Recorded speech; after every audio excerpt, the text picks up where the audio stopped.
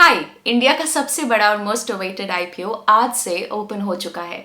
जी हाँ, life insurance corporation of India यानी कि एलआईसी का आईपीओ आज ग्रो ऐप पे सब्सक्रिप्शन के लिए ओपन हो गया है।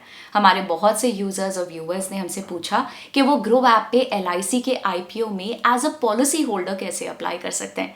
इसलिए आज के इस वीडियो में हम आपको ये बताएंगे कि अगर आप एलआईसी के पॉलिसी होल्डर हैं तो आप ग्रो ऐप पे कैसे एलआईसी आईपीओ के लिए अप्लाई कर सकते हैं और 60 रुपीज का डिस्काउंट अवेल कर सकते हैं।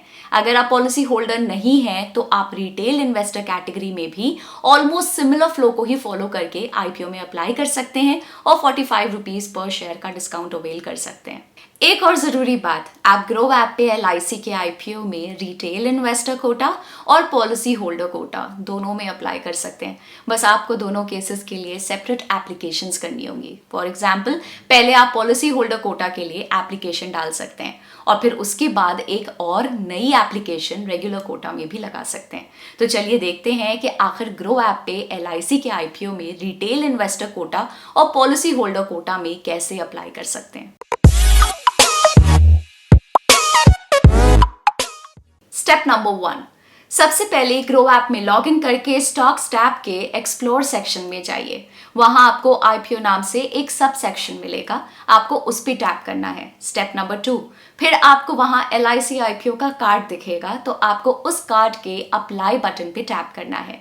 लेकिन अगर आपको अप्लाई करने से पहले एलआईसी के आईपीओ और बिजनेस की डिटेल्स देखनी है तो आप उस कार्ड पे कहीं भी टैप कर सकते हैं, जिसके बाद आपको कुछ ऐसी स्क्रीन दिखेगी जहां एलआईसी के आईपीओ और बिजनेस से जुड़ी सभी डिटेल्स आप अपनी स्क्रीन पर देख सकेंगे, जैसे कि आईपीओ की important details, live subscription rate, company का detail review video, strengths and risk, financials etcetera. फिर आपको simply apply for IPO button पे टैप करना है।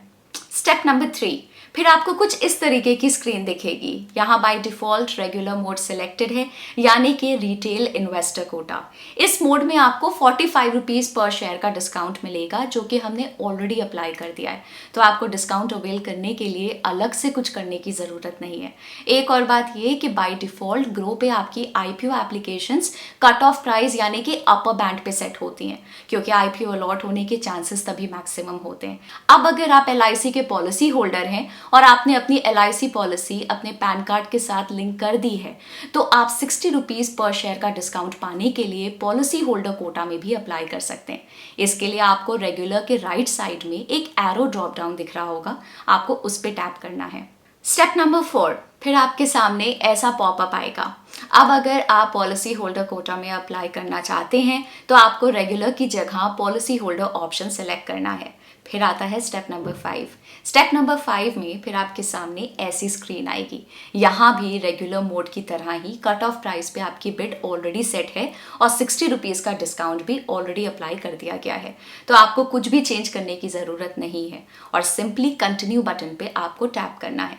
स्टेप नंबर 6, कंटिन्यू बटन पे टैप करने के बाद आपको बाकी सभी आईपीओ एप्लीकेशंस की तरह अपना यूपीआई आईडी एंटर करना है और नीचे दिए गए चेक बॉक्स पे टिक करके अप्लाई फॉर आईपीओ बटन पे टैप करना है और फिर आपको रेलेवेंट यूपीआई ऐप में जाके मैंडेट रिक्वेस्ट को अप्रूव करना है।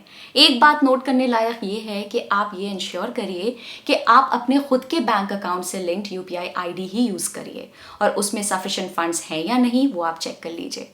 आपको किसी थर्ड पार्टी या अपने फ्रेंड्स और रिलेटिव्स का यूपीआई आईडी यूज़ नहीं करना है। तो इस तरह आप बड़ी आसानी से एलआईसी के आईपीओ में पॉलिसी होल्डर कोटा से अप्लाई कर सकते हैं और अप्लाई करने के बाद आप अपनी आईपीओ बिड का स्टेटस ग्रो ऐप पे ही चेक कर सकते हैं।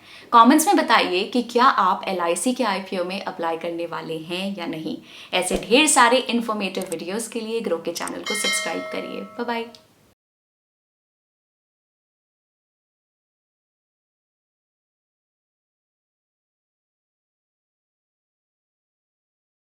Investment in securities market are subject to market risks. Read all the related documents carefully before investing. Please read the risk disclosure documents carefully before investing in equity shares, derivatives, mutual fund, and or other instruments traded on the stock exchanges.